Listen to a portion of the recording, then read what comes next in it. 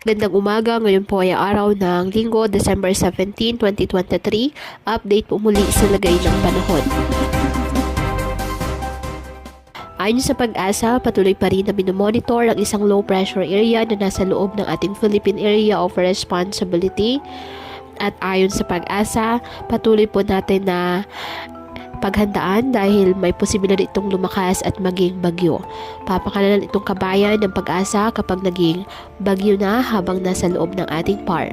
At patuloy ito na magdadala ng mga pag-ulan sa iba't ibang bahagi ng ating bansa.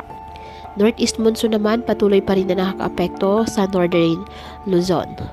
Ngayong araw, dahil pa rin po sa Northeast Monsoon, asahan na maulap na kalangitan na may mahihinang pag-ulan sa Batanes at Babuyan Islands.